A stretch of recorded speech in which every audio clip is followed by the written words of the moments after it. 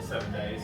And so I want to spend today talking about that, and then we'll get much more topical after that. So, and try to really personalize it for the second half of life, which is what this class is all about, I guess. So, all right, so what is the 7 days model? And so we call it a model for co-creating a life of meaning and purpose with God. That's kind of our subtitle for this. So what is that? So basically, it's our attempt to take Scripture, Genesis 1 specifically, and say, God has given us this beautiful, amazing, archetypal model for how to create something in 7 movements. And so what if we could take that and map that onto creating a life? And I think we might have said last week that the most creative thing any of us is ever going to do probably is create our own lives. That's your singular act of creation. Now you might be an artist, you might create other things, but probably the greatest achievement will be creating your own life. And so that's what this is. It's a model for looking at your whole life. And that kind of came from Shane and I kind of playing with those concepts over the years and refining them. And we kind of look at it as 7 buckets for putting all the knowledge and information that we've gathered over the years through books and experience and teaching and a lot of different things. So then I want to talk about the days. So let's test your Bible knowledge for a second. On day 1, what did God create? Light. Let there be light, and there was light. Okay, what about day 2? What did God create?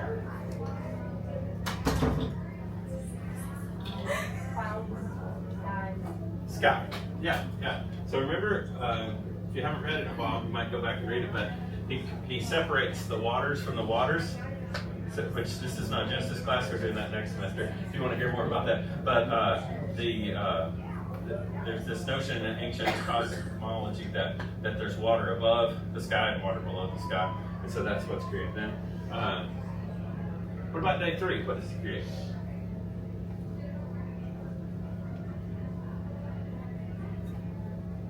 Come on, guys, y'all been going to church your whole life. This is the second half of life class, so you've been going to church for 45 years at least, so you couldn't be in this class, right? Land and plants. All right? So remember, he kind of separates the water this way. There's this one big undifferentiated mass of chaotic water before day 1. And then he takes it and he spreads it out this way, and then he spreads it out this way. So he's forming the earth and the different spheres of earth. So he makes land and plants. Okay, what's he doing on day 4? Here, let's do this the way it's meant to be done. There. Sun, moon, and stars. Sun, moon, and stars. We'll just do it that way. All right, and why did he create those? Scripture tells you there's 2 reasons. Yeah, to mark seasons and days and years. So they're really the whole point of them, because we already had light, see? So the whole point is to create order and rhythm to our lives. That was the reason God did it, as far as I can tell from Genesis 1. All right? Day 5, what did he create? What? All the sea creatures. Yeah, so fish and birds. So a lot of Bible scholars will say that he created these spheres. The sky and the water it's really water's day 0. So water and sky and land, and then he fills it up. So he's filling the sky and the water. So what does he create on day 6? Okay, so the land animals, and what else? Us.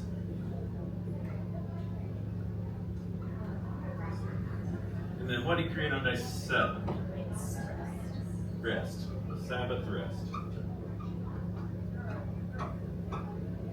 Okay. All right. So let that sit for a minute. Now I'm going to ask you a different question. So pretend this is not up here for a second. So how am I going to do that?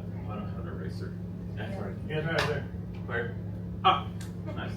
Magnet. Okay.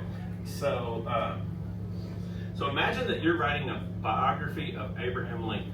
Okay. What things do you want to include in it?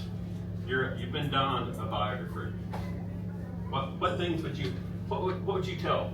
Or if you're reading a biography of somebody, Steve Jobs, whatever, what things do you want to know about his life? How he grew up, birth, childhood, what did you say? What he did in his childhood. Okay, so we've got something about where was he born, and what his childhood, about growing up. Okay, what else?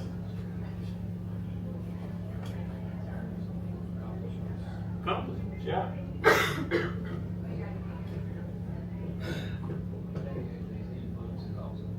Okay, who influenced him? Good.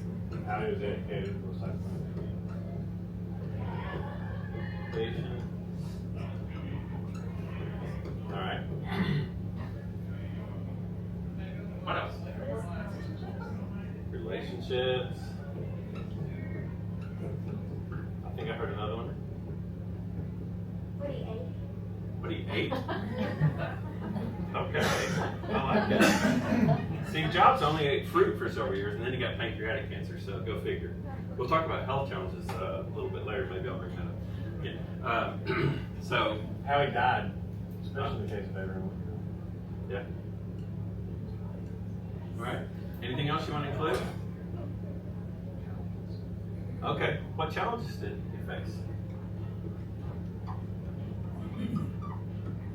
Okay. Anything else you want to include in this biography that you're writing? His influences. Did I go already? Yeah. Good answer. Good answer. Look, I can't read. Other people must also. my writing's not the best, so I'll take credit for that. Jobs. Jobs. All right. All right. Beliefs. Values. I'll go here. Beliefs. Values. Makes a weird noise, doesn't it? Okay. Anything else? Married, children. Okay. Family. Specifically, spouse, children. Okay. Is that a pretty good list? Would you read this biography? If it was well done? All right. Now let me ask you a related question, but it feels different. So it's the same question, but it's asked different. What do you think the most important days of your own life are? The original title for this a long time ago was The 7 Most Important Days of Your Life. That was the name of this class. We've changed it a little bit over the years, but so if we're going to make a list, so you see that list, I'm going to have to erase it, I think, but that's, if you think about a big person who's lived and died, and now we're looking back on them, that's kind of that, but think about your own life. What are the most important days in your life?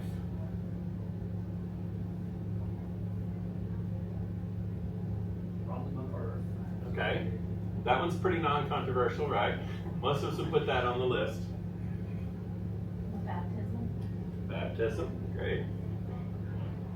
Can we get all B's, maybe? Okay. Baccalaureate. Very nice. I can't spell that. And you're a patrol. That degree you I'm get. surprised the word came to my head. Bonding. You're a patrol. Bonding, all right. Not getting hitched. I knew y'all were a creative group. So your relationship, spouse. Babies. Hey! This might show up in the book. I like that. Business. Huh? Wow. Y'all are awesome. Take a picture of this, Bonnie. Sorry.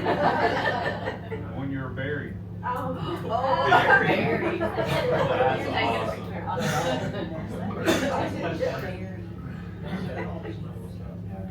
Any others you want to put? What you built. Okay. Built, what you built, and there's another one. Children of Israel, one of the most important days of the year was when they went to the temple and sacrificed. Okay. I think that should be included in your life. So, What what did you do we sacrifice? call that? Benevolence. What? It Benevolence. could be that. Yes, Sharon. Okay. I like it. boulders that are in your path? Boulders.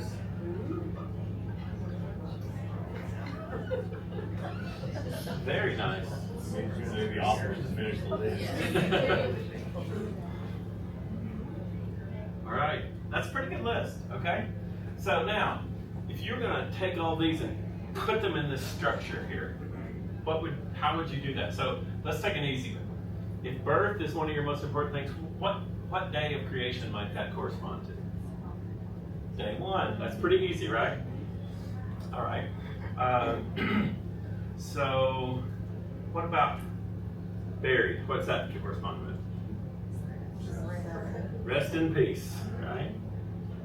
Okay. So then the rest of them are a little more, you could do it different. We asked ChatGPT to do this, and it did it totally different than we put it.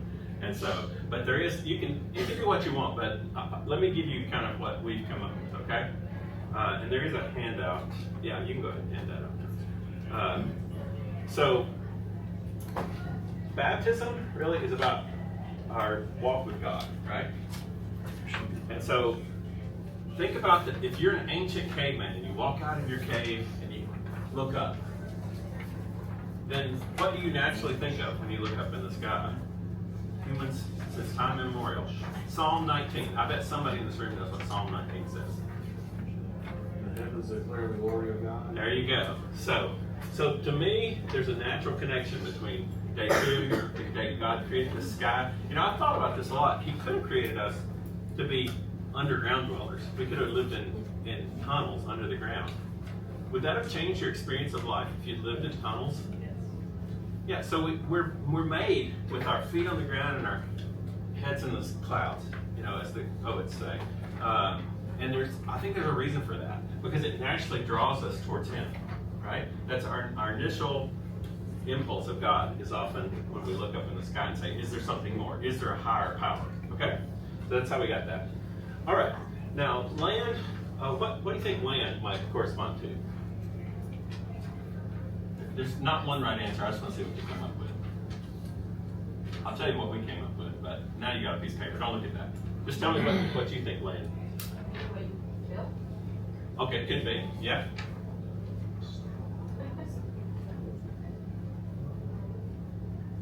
Could be sustainable life. So there's this plants thing, you know, we're dependent on these plants. You know, I so wish God had created us green with chlorophyll so that we didn't have to go out and hunt and eat and all that. Wouldn't that have been cool? Then you'd have to worry about that whole giant piece of your life. I wonder why I didn't do that. What? Yeah, wintertime. I'm a never here. Meat? Well, the original plan didn't have any meat, I just say. We can talk about that if you want. But, okay, so here's what we came up with. You could put a lot of things in this, but here's what we came up with. When we kind of looked at all the days, is, remember in Genesis, God tells Adam, from dust you came, to dust you shall return. And so, to me, land, even though it's wonderful, and I love land, it's one of my clearest pathways to God, is being out in the land. And this kind of represents all of nature in some ways. So it's beautiful, and it's life-giving, and sustaining. It is where we get our life. But it is also the source of our greatest suffering, because it means we're mortal. It means we die. Right? And so this grand human experiment, this is so profound. I don't know what to make of it exactly, but so let me ask you. Y'all are all smart. I'm going to teach this like you know more than I do, because I really believe that in a lot of cases. So what's the whole human experiment about? Why do you think God, who was already really happy as far as we can tell, you know, He had this divine dance with the Father, Son, and Holy Spirit. They had the whole, you know, everything. They're infinite. They're completely loving. There is no pain. There's nothing else. And then all of a sudden He decides to make humans. So what's that about? Isn't that the most basic of questions? Well, why do you think He did that? Now, we don't know we don't know the mind of God always, except for He's revealed some things to us. So we do know some about it because He's told us. So why do you think He did that? Maybe He had so much love He needed. His love was overflowing so much that He wanted to create humans to pour it into. Yeah. I think that has to be one of those. One of the things, which is love. And so, I'll put that up here because it's got a special category all the time. Okay.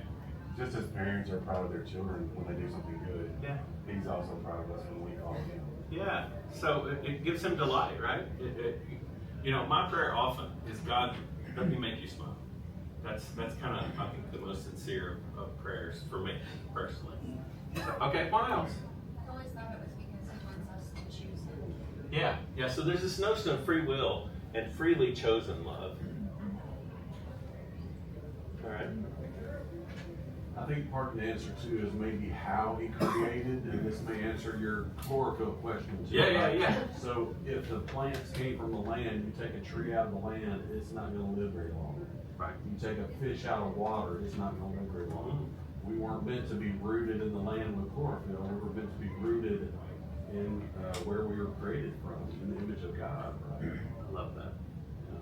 That's awesome, actually. We can't survive without being rooted in God. Great. Love it. All this is going to show up in the book. I'm writing it right now. So y'all are giving me, I'll just say I give credit to this class. How about that? If you give me a really big idea, maybe I can give you a shot. I want to see a trigger that says Bob. Because he loves All right. So why do you think we had to have bodies? Have you ever wanted to be an angel or even a bird? So you can fly in the air and stuff. But especially an angel who could just pop in and out, walk through walls, come and go as you wished. So why do you think he didn't make us like that? Why did we make us these bodies?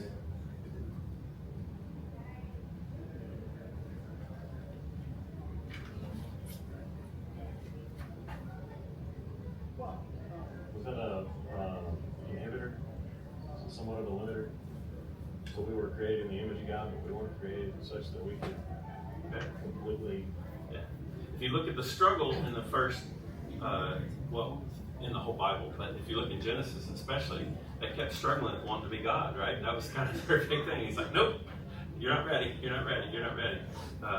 And so they kept trying to overstep their boundaries. Yeah. So there is this notion of limits there. Kind of like the sun, moon, and stars. You know, we have benchmarks in our lives as we age, and gives us a sense of season. Yeah, absolutely. Yeah. You know, would you live a different life if you knew you were going to live 1,000 years than if you knew you were going to live 75? Most of us would, right? You might be slower to get around to something, right? There's a little bit of a sense of urgency, especially in the second half of life after you realize, what just happened? It's half over. I just got started, So there is that. It does have a focusing effect, right? All right. Maybe You also might have to get back deeper into Greek or whatever, and maybe the word image doesn't necessarily mean a body, it can also mean a spirit. So, maybe our brains are thinking a different way of our bodies versus we're being the likeness of God in the spirituals. Yeah. Somebody else is saying it. Oh, I was just saying, kind of along the lines of being an inhibitor, he promises us new bodies, so maybe we'll appreciate it that much more once we get our new bodies. Yeah. I asked my granddad when he was in his 80s, why do people have to suffer? Which is the great question, right? I mean, it's the question of humanity. Why do we have to suffer? And his answer, very simply, he had an 8th grade education, but was one of the wisest people I ever met. He said, well, I guess we wouldn't appreciate the good things if we didn't have the bad things. And that was his answer, and I've never found a better one than my granddad's answer. So yeah, I think that's true. It gives us perspective. Okay, so I better speed up because I got so much more to cover. This is the day of suffering. That's what we call it. And you can see that on your piece of paper. The day that grounds us. In other words, like we were tempted to fly, but it kind of brings us back to reality. Because we are forever in these bodies. I think God did that for a reason. He wanted to see what spirit put in flesh looked like. Could spirit that's put in a limiting form still do good things? Could it still freely choose to love? And it's a really great experiment. You can really take that into your meditation time tomorrow morning. There's a lot there. Okay? So day 4, we've already talked about, that's order. So we call that the day you order your lives for flourishing. Because without some kind of rhythm, it's really hard, right?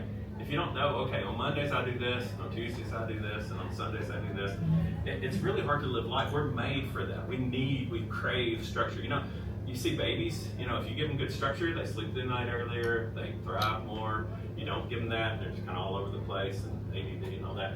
And order is like, it's so important to our lives, no matter what age you are. Okay, fish and birds. This one is one of my favorite days because we always say it's like when God got out his big box of crayons and just went to town. This is when God fully shows his creativity. So if you ever watch those nature shows on TV, you know, and seeing those crazy fish that live down like 7 miles down in the ocean that nobody's ever seen until the last 5 years or something. Why did he create those? Those are so crazy. Or those birds of paradise with the weird little feathers that go like this all over the place. Like, you know, for most of human history, no human has ever seen those. So if it wasn't for us, why did he create those? It's a real question. You can answer it.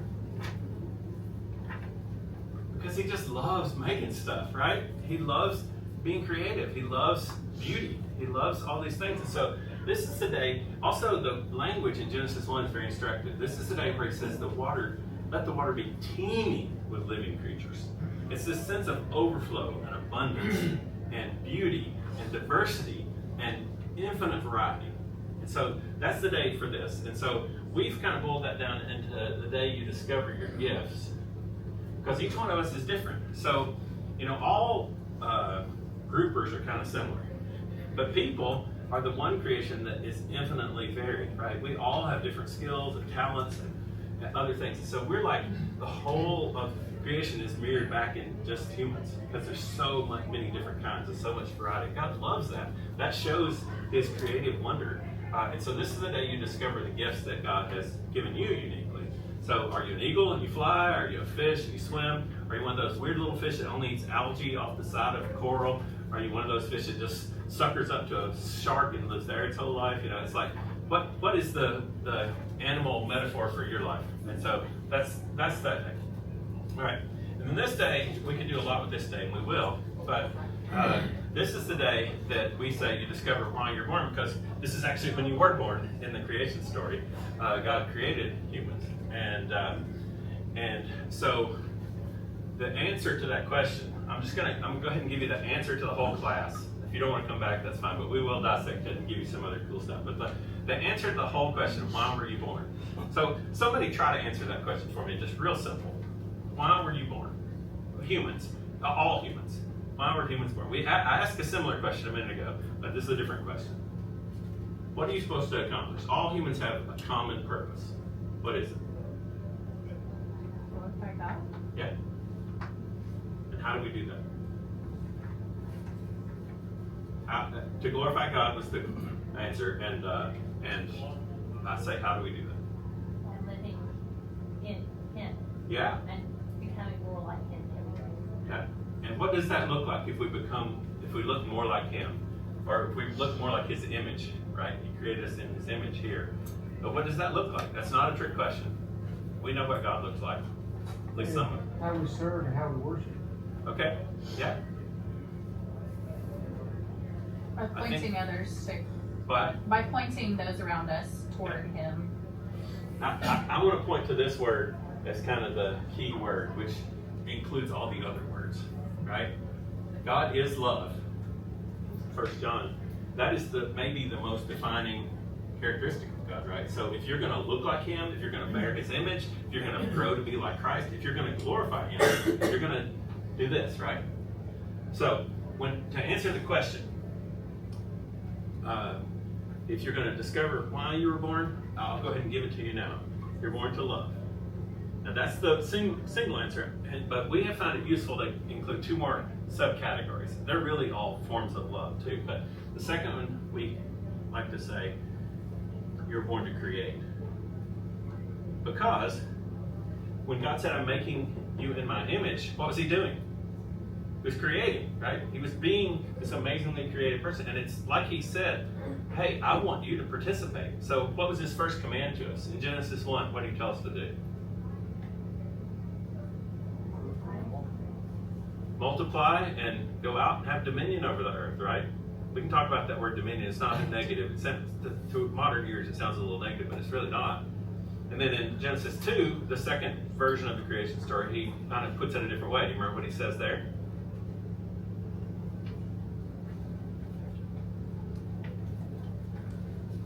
Basically, take care of my garden, right? That's basically what he says. He puts them in this beautiful garden and he says, take care of it. So the third word, because I think it communicates something that you might not get otherwise, is we need to be good stewards. When we're loving and when we're creating, we don't ever love out of our own power, or we don't create out of our own power. We really realize it's all God's. All the power, everything comes from God. And we're just humble stewards of what he's given us, the gifts he's given us and all those things. Okay? Does that make sense? Okay. And then day 7, the day you die, also the day you rest. Okay, so I gotta really speed up here. All right, this pattern, in addition to being a pattern for your whole life, from birth to death, it's like this. Okay, so imagine that this is your whole life, right? So day 1, you're born. Day 2, you connect with God. Yeah. Day 3, you have your challenges and your sufferings. Day 4, you figure out how to order your life to maybe get over those sufferings, to go on and meet the challenges that you've been faced with. Day 5, you discover your gifts and start leaning into those and trying to develop them and use them for God's glory to serve others. Day 6, the day you discover, hey, all of this is really in service of something bigger than just myself. I shouldn't use my gifts just for my own benefit or my own pleasure. I have a higher calling here. And then day 7, you're back to the beginning, you die. Okay? So that's a whole life. But you can also look at this as an individual day. It's the same pattern, but that's called a fractal pattern. You know what fractals are? So the same pattern that repeats at different scales. So this is the big scale, all of life. The little scale is one single day. You wake up, first thing you do is you open your eyes and see the light. Second thing you do is you breathe in the sky and the air continues, right? And then next thing you might put your feet on the ground. And then the next thing you might do is you might say, I need to look at my calendar and see what I got to do today.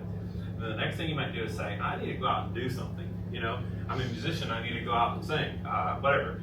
And then hopefully at some point in that day, it's going to be more than just mundane tasks. You're going to connect that back with your hobby, with what's this all for? Why am I going to work? Hopefully you remember that on your drive to work. You're like, it's not just a job. I'm really trying to provide. I'm trying to love my wife. I'm trying to love my kids. I'm trying to do good for other people. I'm trying to serve people. I'm trying to create something of value. I'm trying to be a good steward of the opportunities and the resources God has given me. And then at the end of the day, you lay your head on the pillow and you rest. So there's that fractal pattern. But what we want to talk about is the one that's about right here, which is the second half of life. Do any of you feel like in the last few years, or maybe in the future few years, depending on how old you are, like there's been a whole new season started, where some things had to end and other things have to start now? You ever felt that? So what are some of the things in the second half of life that feel like starting over or a new beginning? What are some of those things that make you feel that way?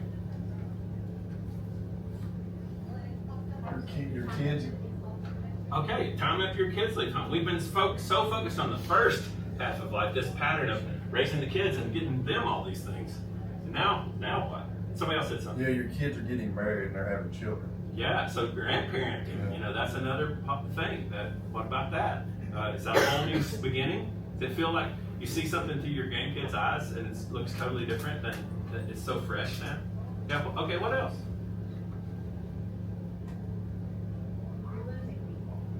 Yeah. There's a lot of endings, right? And that's hard. That's those great challenges, right? So it's the end of their story, but it's the day of great suffering for our story. You don't get out of life unscathed, right? So by now you probably lost somebody really close to you, right? And you got to deal with that. Okay. What else? Taking care of your parents. Yeah. I'm parenting them. Yeah, isn't that so? It's so weird, you know, that you have childhood where they take care of you, and then the 8 years where you take care of them, and it's got a symmetry to it, but it's not easy, and it's its own unique challenge. Yeah, it's a new fractal pattern all over again. It starts over. You have to figure it all out again. What's my relationship with God going to be? now that my kids are gone? What's my relationship with God going to be now that I'm a caretaker for somebody? What's my relationship with God going to be now that I've lost someone? What's my relationship with God? What's my order of my life going to look like now that everything's changed? Maybe I've retired from my job that's gave me order and purpose for all these years. So what's that going to look like? Does that make sense? All right, so I just want you to know it's a fractal pattern. We'll be talking about that quite a bit as we're talking, is that there's some new beginnings in the second half of life, and we want to be sensitive to those and say, what do we do with this? And I don't have all the answers. I know some of the things, but I mean, I need to learn from you. What do you do when you lose somebody? What do you do when everything that ordered your life has gone now? Those are hard questions. Those are second half of life questions because they're probably too hard for you to ask in the first half of life, honestly. And so we need to help each other figure that out as a community. That's what church is really, that's church at its greatest, is how do we apply God's wisdom to what's going on in our life. Okay? So that's what we hope we do. All right. The last thing I want to do is talk about the internal structure of this pattern. So I like to think of this as two triangles that are intersect. And I feel really strongly about this. And it's one of my favorite parts of this model now. And that is, I think there's a triangle that's made up of days 1, 3, and 5. And there's another triangle made up of 2, 4, and 6. And you have those in front of you so you can reference what those are. All right, so day 1 is the day you're born, and that's unique. Why don't we celebrate our birthday? It's my birthday. Get mad when somebody else has your birthday. I remember my aunt and uncle had the same birthday, and they were so mad about it because they never got to have their own day, my own special day. Right? So this is our birthday, and so much of who you are and what you become is determined by that initial trajectory in life. That when you just start out, you're already born into a family, you're already born into a time in history, into a place. You know, I'm a Southern, white, Church of Christ, boy born in 1968. And that's just who I am. I can't get that. I'm not going to change that. I can change a lot of things about my life, but I'm not changing that. That's unique to me. So this is what we come to call your unique context. And God uses that. You think He uses that? Can you think of an example in the Bible where God put somebody at a unique time and a unique place to do something? Esther, that's the great example. Who knows if you're put here for just such a time as this, right? So that's that. And that determines a lot of our opportunities in life. Would you be a different person if you'd been born 100 years ago? Everything else exactly the same, but you've just been moved in time? Yeah. What if you'd been born in China? Exactly the same person, same everything, except you'd been born in China. Would you be different? Yeah. So it matters. Okay. This one is your unique challenges. So, and there's a universal aspect of this, and then we all have challenges. We all are going to experience loss. But it feels real personal, doesn't it? Your loss doesn't feel like other people's loss. I can tell you, I know a lot of you have lost your parents, and I've seen that, and I've been sorry for you, and I've prayed for you. But it felt different when I lost my dad last year. I mean, it's different. It feels very unique, like it's only mine, right? And even if we both lost our dads on the same day, our relationships with our dads are different, right? So this feels very unique. So this is another aspect of our uniqueness, is we have a unique context in which just you were born. We have a unique set of challenges ordered in a unique way. And then this one is our gifts. And even though we might both be good at math, our unique combination of gifts is different, right? Would you say? Do you know anybody else on the earth that has your exact same mixture of gifts? Spiritual gifts, skills, natural talents, passions, interests, education, experiences, all that. Those are all gifts, but they're all unique. These are all like fingerprints. They're very unique to you. Okay? Then this one is, so I call this the unique triangle. And then I call this one the universal triangle. And within the unique triangle, there's some universal aspects, and within the universal, there's some unique aspects. But I love to think of it this way because it's clarifying.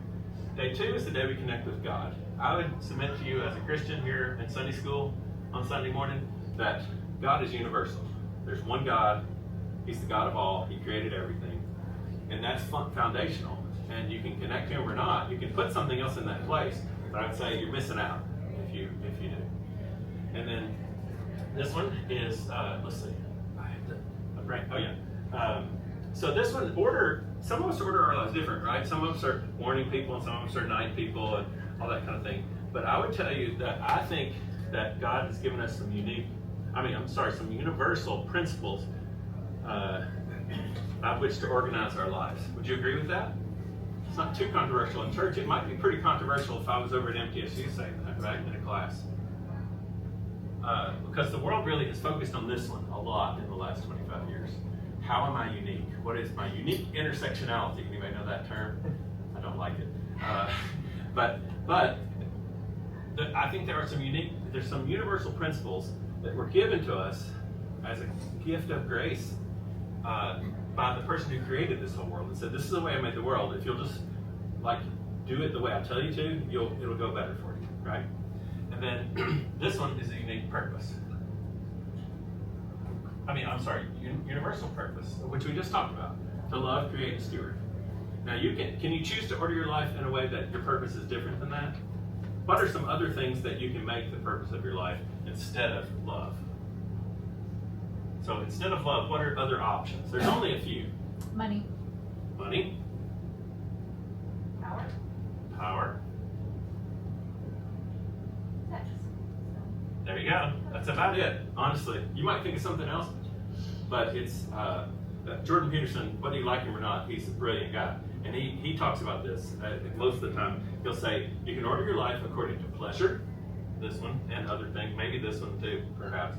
You can order your life according to power, or you can order your life according to the higher principles that you find, like in the Bible, of doing something bigger than yourself, of getting outside of yourself and your selfishness. So those are really the only three options humans have, in some variation. You might find a different way to get pleasure. You might find some other route to power other than money, or there might be variations on the theme. But basically, you got to make a choice. What am I going to put as the purpose of my life? To look outside myself to other people, or to look inside and build as much power, as much pleasure as I can. Pretty much it. And I would submit to you that there's a universal that makes life go better. Okay? So, and I like to call this one power. And power is a weird word, because we just said how bad it was down here. But when you get your power from God, is it bad anymore? That's that whole stewardship thing. God does give us power. I mean, he promises crazy amounts of power. He promises us the same power that he used to resurrect Jesus from the dead is available to you. Do you believe that? Do you believe he's given you that amount of power? He says, after Jesus has done all these miracles and all these things, he says, I will give you even greater power than I have, to do even greater things than I did. Do you believe that? It's hard to believe, honestly. That doesn't always comport with my own experience of life, that I have that much power. But it's promised multiple times in the Bible. Ephesians 1, Ephesians 3, keep going. Ephesians is my favorite book, so I reference it whenever I can. Okay, so I would say that if you want to really live a life of purpose and meaning, the challenge is to put these two triangles together. So, what's that look like? Star of David. Did you know before it was the Star of David, it was the symbol for creation? So it's an ancient symbol that even before it's called the Star of David, before David was born, it was the symbol for creation. So it's not an accident. And I would put 7 in the middle, which is the number for completeness in the Bible. And when we teach Genesis, we talk about how Genesis 1 is really, there's one theme of Genesis 1. Anybody know what it is? I don't think any of you have been in our Genesis class. But according to the rabbis, the central theme of Genesis is blank. I'll give you extra credit if you can get this. I would not have guessed it, but trust. That's a good guess. Yeah, trust the story. Yeah, that fits. I'll give you partial credit. Yeah. All right. The way Genesis 1 is structured is that it's in a chiasm. You know what that is? Where things point toward the center. So you've got the 1, 2, 3, 1, 2, 3, or 1, 2, 3, 4, 5, 6 thing. In the center is rest. So the whole Genesis 1 is about rest.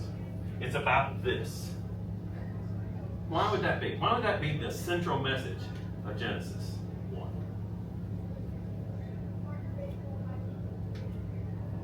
It's kind of important. It'd be, if you're looking for, it gives you power, because rest gives me power to go. Okay, yeah. It takes us, think of who this was written to. People who had just come out of slavery in Egypt for 400 years. How many days a week did they have to make bricks? 7. And it just kept getting harsher and harsher, and they were only seen as units of productivity. What happened to them, most likely, if they weren't able to be productive? If they broke their leg, what would happen to them? They'd probably kill them, right? Because they were only seen as units of production and productivity. Does the world ever feel like that to you? Does your job ever feel like that to you? Does the stresses of what's going on in your life ever feel like I've just got to be more productive? I've got to get more things done. I feel guilty if I'm not always doing something. You ever feel like that? God is saying in the very first chapter of the Bible, that's not what I made you for.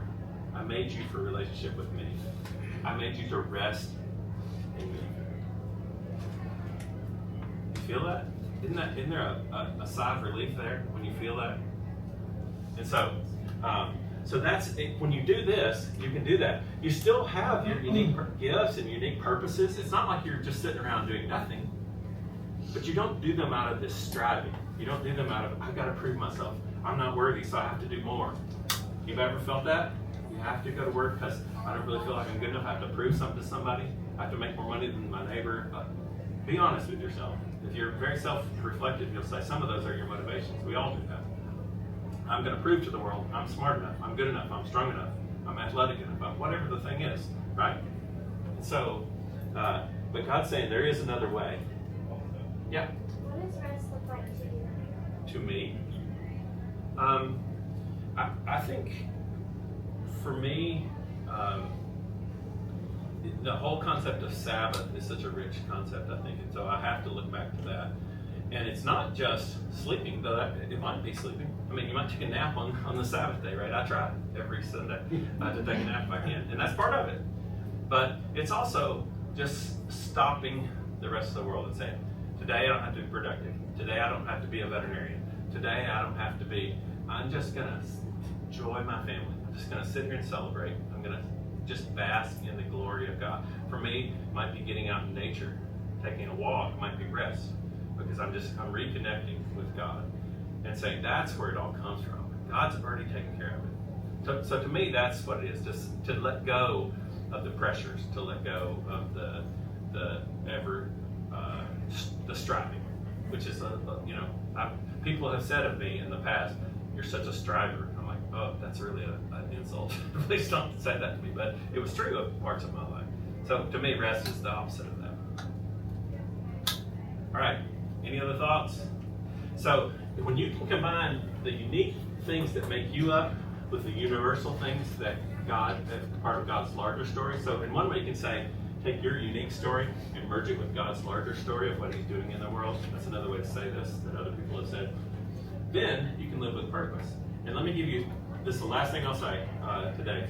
Let me give you a really simple way to do this. So you can do it tomorrow. You don't have to come back to any more classes if you don't want to. Just get up every morning and pray to God. God, what opportunities have you given me to love somebody else, to create something of value for this world, and to be a good steward of the things you give me? Just get up every morning and ask those 3 questions. And you might only can do one of them, that's okay. Can I at least do one of those things today? If you get up and you ask that question and you say, well, I at least had an opportunity to be kind to the checkout girl in Publix. You know, she's having a hard day and I was able to smile to her. Did you show a little love then? Yeah. So maybe that was your purpose that day. That's living a life full of purpose in you. You don't necessarily have to say, oh, I'm going to be the president of the United States, or oh, I'm going to write some new grand book, or whatever your thing is for you. Maybe it's just as simple as asking those 3 questions every day and seeing what opportunities God makes available to you. And how can I use the challenges? Well, yeah, I used to work as a cashier at Publix, and it wasn't any fun, and people were rude to you. So you used your challenges to make yourself better, right? Or, I can't do a lot, but I can smile. People say I have a nice smile, so I smile at that person. right? You see how it works? You can just ask those questions every day, and you already are your life is full of purpose and meaning. And then we'll just put, the rest of it's just icing, really. Their whole rest of the class is just icing. You just do those things. Okay? That's it. Next week, Lord willing, Evan will take us through day 1 and talk a little bit more about what are some of the challenges in the second half.